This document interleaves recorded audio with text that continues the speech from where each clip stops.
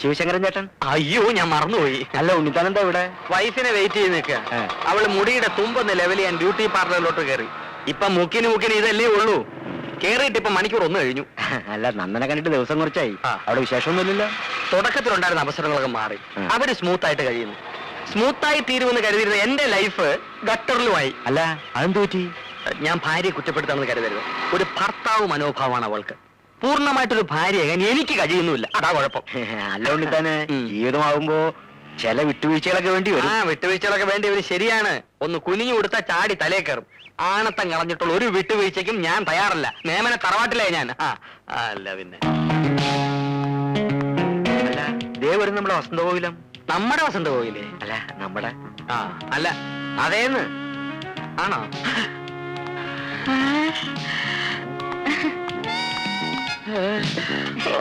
നമുക്ക് പോകാം ചേട്ടാ. നിന്റെ മുടി എന്തേടി?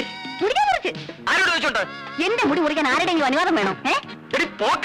റോഡാണ് മോശം. പിന്നെ നിനക്ക് മുട്ടറ്റ മുടി ഉണ്ടായിരുന്നോണ്ടാണ് ഞാൻ നിന്നെ കല്യാണം കഴിച്ചത്. അജാന് ബാഹു. അത് നിനക്കറിയോ? ഓ, അപ്പൊ ഉണ്ണിയേട്ടൻ എന്റെ മുടിയാണ് ഇഷ്ടപ്പെട്ടത്, എന്നെ അല്ലല്ലേ?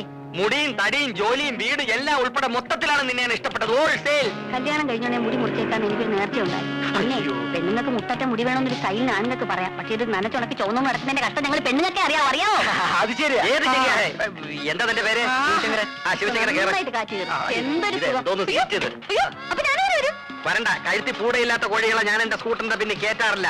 നീ മുടി പോയ സുഖത്തിൽ സുഖിച്ച് റോഡേ നടന്നു വന്നാൽ മുടിഞ്ഞും മുടി തീർച്ച ശവം.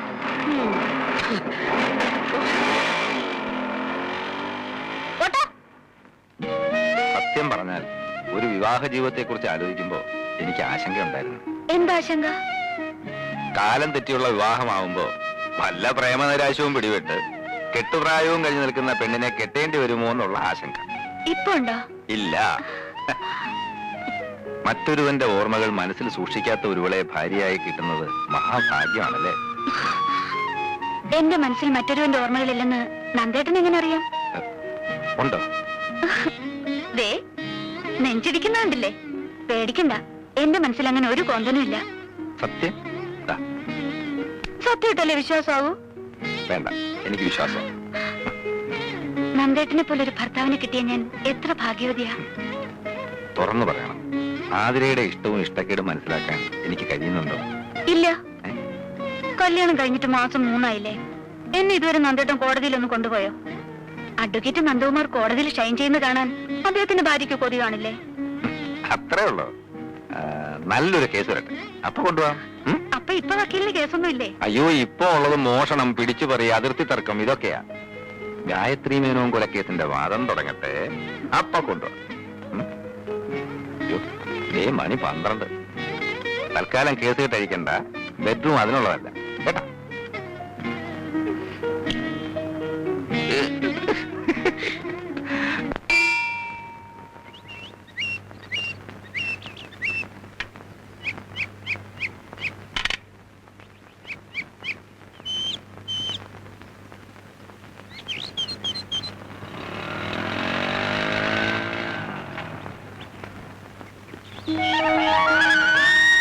ഞാൻ വീട്ടിൽ പോയിട്ട് വരിക. അമ്മ പറഞ്ഞു നിങ്ങൾ ഇങ്ങോട്ട് പോന്നിട്ടുണ്ടെന്ന്. വക്കീലെന്തി വഴി തള്ളിട്ട് പോയ? അങ്ങനെ വഴി തള്ളിട്ട് പോകുന്ന വക്കീലല്ല, ഇവിടെ അടുത്തൊരു കൂട്ടുകാരന്റെ വീട്ടിൽ പോയതാ. ഇപ്പൊ എത്തും. എത്തിയല്ലോ. എന്റെ അമ്മോ, ഭയങ്കര ആയുസാ. തല്ലി കൊന്നാലും ചാവൂല. നന്ദേട്ടാ, നമുക്ക് ഓഫീസിലൊന്ന് കയറാം. എനിക്ക് മിസ്സിസ് ആതിര നന്ദകുമാറിന്റെ ചെറിയൊരു ഹെൽപ്പ് വേണം. പണ്ടാണെങ്കിൽ ആരോടും ചോദിക്കാതെ പറയാതെ വിളിച്ചോണ്ട് പോകാമായിരുന്നു. ഇനിയിപ്പോ അത് പറ്റില്ലല്ലോ. അതിനെന്താ, നമുക്ക് പോവാലോ അല്ലേ? വന്നോന്ന് ആതിര നന്ദകുമാറിന്റെ ഹെൽപ്പ് ഇല്ലാതെ പറ്റില്ല എന്നായിട്ടുണ്ടല്ലേ? ഇങ്ങോട്ട് പോവാ. ഇനി ഇപ്പൊ ഓസിനൊന്നും പറ്റില്ല. അത് ശരിയാ. ജോലി ചെയ്യണമെങ്കിലേ ന്യായമായിട്ടുള്ള പേയ്മെന്റ് തന്നെ തരേണ്ടി വരും. പേയ്മെന്റ് തന്നില്ലെങ്കിലും മൈൻഡ് അങ്ങ് പേ ചെയ്തേക്കാം. മതിയോ? നിങ്ങൾ വിട്ടോ, ഞാൻ ബൈക്ക് വന്നോളാം.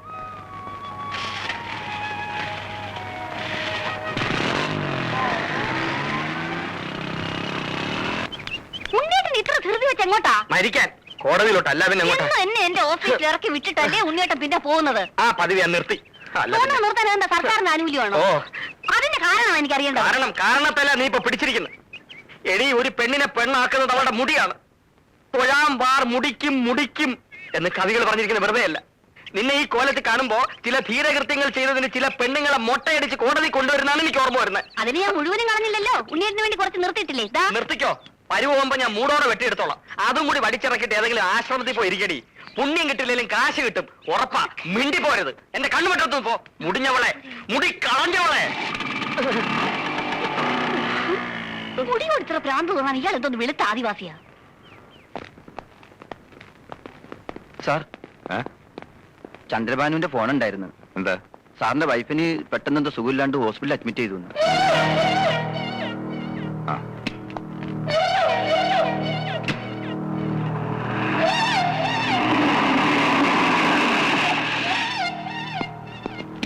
ആ, പേടിക്കാനൊന്നുമില്ല, ഒരു ചെറിയ തലകറക്കം. Now she's okay.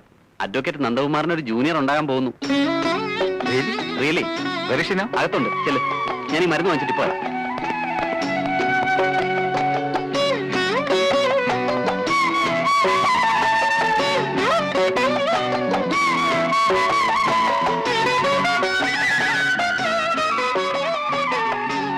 ഉറക്കമാണോ? ഏയ്,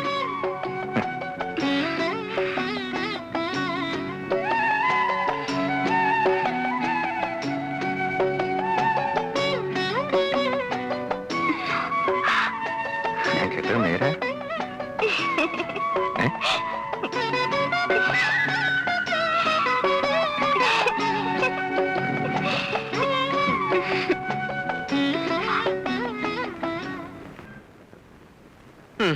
അടുക്കളയിൽ ചമ്മന്തി അരച്ചരച്ച് എന്റെ നഖം തേഞ്ഞില്ലാണ്ടായി.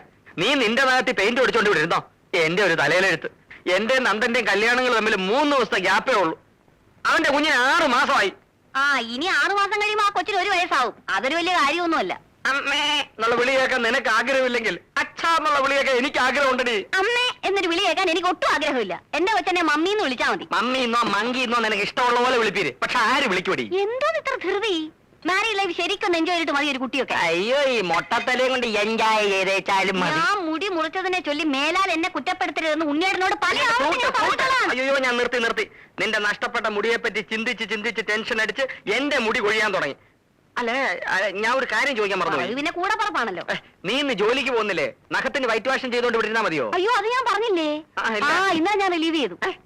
റിലീവ് ചെയ്തോ? ആ, എംപ്ലോയ്മെന്റ് എക്സ്ചേഞ്ച് വഴി ലീവ് വേക്കൻസി ആയിരുന്നല്ലോ എനിക്ക് പോസ്റ്റിംഗ്. ലീവ് വേക്കൻസിയോ? ആ, ലീവ് എടുത്താൽ ഇന്നലെ വന്ന് ജോയിൻ ചെയ്യും. വേറെ ആള് വന്ന് ജോയിൻ ചെയ്തെന്നോ? നീ എന്തുവാടി പറയുന്നേ?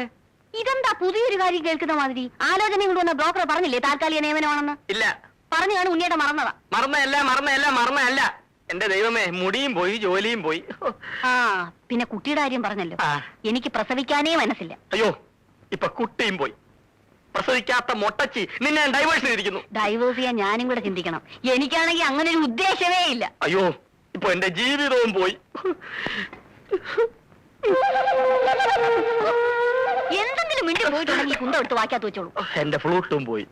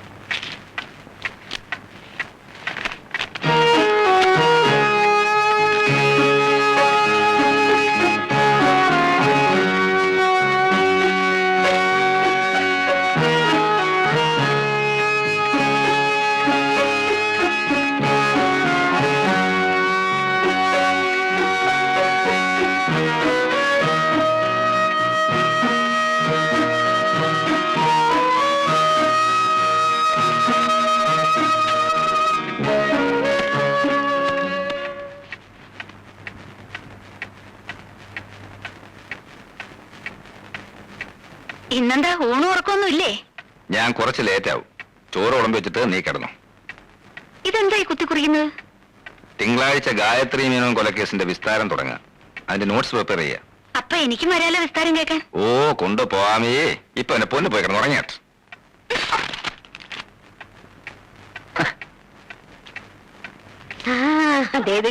ഇത് കണ്ട അതെ. കൊണ്ടുവന്നല്ല മോൻ ഉറക്കം വരുന്നുണ്ട്. അവന് പാല് കൊടുത്തിട്ട് കിടത്തി ഉറക്കം. കൊച്ചുവക്കീലിന് ഏത് നേരം ഉറക്കേ ഉള്ളൂ. കുംഭകർണൻ ഉറങ്ങേണ്ട പ്രായമല്ലേ ഇത്? ഉറക്കത്തിലാ കുഞ്ഞുങ്ങൾ വളരുന്നത്. കൊണ്ട് കിടത്ത. നമുക്കേ പാല് കുടിച്ചേച്ച് ഉറങ്ങാം.